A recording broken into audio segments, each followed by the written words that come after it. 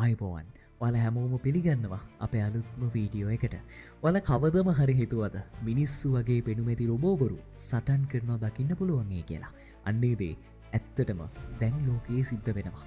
2025 මැයි 25 චීනයේ හොංෂෝවල යුනිටරි robotics කියන සමාගම තමයි මේ කියන ලෝකයේ පළවෙනි මිනිස් පෙනුමැති රොබෝ බොක්සින් තරඟාවලිය සංවිධානය කරන්නේ. ඒකට ඔවුන්ගේ G1 වර්ගයේ රොබෝවරු 4 දෙනෙක් සහභාගී කරවනවා. මේ රොබෝවරු මීටරයකට වැඩි උසයි වගේම ඔවුන්ගේ බර කිලෝග්‍රෑම් 35ක් විතර වෙනවා. මේ රොබෝවරු ග්ලව්ස් පවා දාලා එකිනෙකා අතින් පයින් ගහගන්නවා.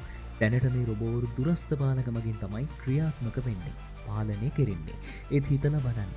තව ටික කාලෙකින් මේ රොබෝවරු කෘත්‍රිම බුද්ධියෙන් බලගැන්වුණොත් කොහොම තත්ත්වයක් උදා වෙයිද කියලා. ඒ කියන්නේ එයාලට තනියම සටන් කරන්න පුළුවන් වෙනවා. සමහර විට බෲස්ලි වගේ සටන් ක්‍රම පවා ඉගෙන ගනීවි. එතකොට සටන් කොච්චරනම් උනන්දුවක් දනවන එකක් වෙයිද?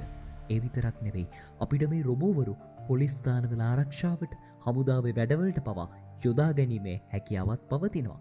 ඊට එහාට ගිහිල්ලා එදිනෙදා ජීවිතයේ වැඩවලට ගස් නගින්න, පොල් කඩන්න පවා පුහුණු කරන්න හැකියාවක් මේ රොබෝ තාක්ෂණය සතුයි.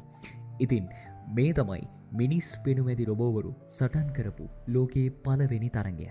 මේ ගැන ඔයාලා මොකද හිතන්නේ කියලාත් අදහස් පහලින් කමෙන්ට් කරගෙන යන්න. මේ වීඩියෝ එක හොඳයි නම් ලයික් කරලා, සබ්ස්ක්‍රයිබ් කරලා අපිව ෆලෝ කරන්න අමතක කරන්න එපා.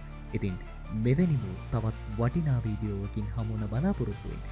අදට සමුගන්න. ඔයාලා හැමෝටම සුබම සුබ ජයග්‍රාහී දවසක්. Classes.lk.